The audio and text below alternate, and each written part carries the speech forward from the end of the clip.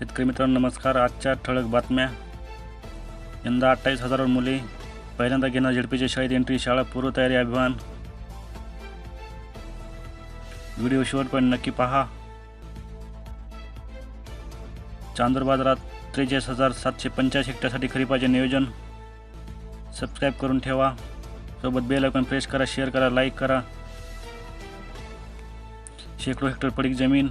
उद्योगांची संख्या केवळ 123. जिल्ह्यात साधनसंपत्ती मुबलकता. भंडारा जिल्हा. 9 महिन्यानंतरही अतिवृष्टीग्रस्त शेतकऱ्यांना लाभ मिळेना. भंडारा जिल्ह्यातील पंचनामा झाला, पण तुमसर तालुक्यातील सुकळी देवडा येथील प्रकार.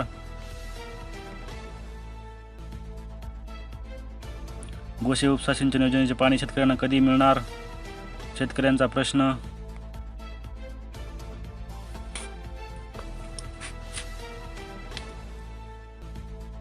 तर बोगस निराधार योजनेच्या लाभार्थ्यांचे खाते बंद होणार. 30 मे पर्यंत कागदपत्र सादर करण्याचे तहसीलदारांचे आवाहन. कागदपत्र सादर केले तर मिळणार लाभ. सोन्याचे भाव वधारले, तोंडचे पाणी पळाले. आपले बेनटेकचे दागिनेच बरे. सोने 72,850 रुपयावर. ऐन लग्नसराईत भाववाढ. खते परवडणं आता सेंद्रिय शेती करावी की रासायनिक? शेतकऱ्यांसमोर पेच कायम. कृषी विभागाच्या मार्गदर्शनाची गरज.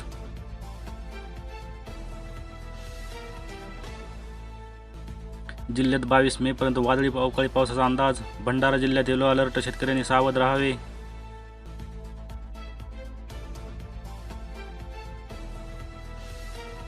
अरे वा, यंदा 320 कोटींचे पीक कर्ज. खरीप हंगामाचे उद्दिष्ट निश्चित. पेरणीसाठी मिळते बिनव्याजी शेतकऱ्यांना आधार.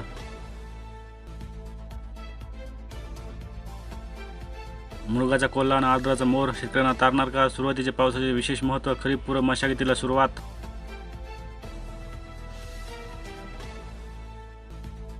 नागरिकांना हवामानात बदल. वादळी वाऱ्यासह विजा कडणार.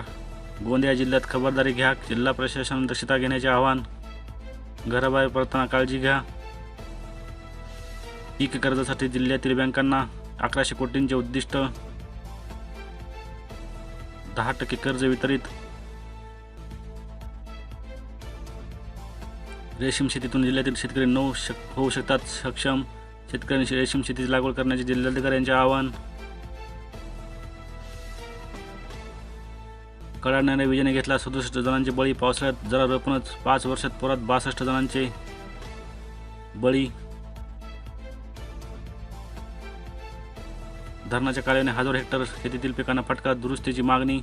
पावसाळ्यात कालव्यातील पाणी शेतपिकात.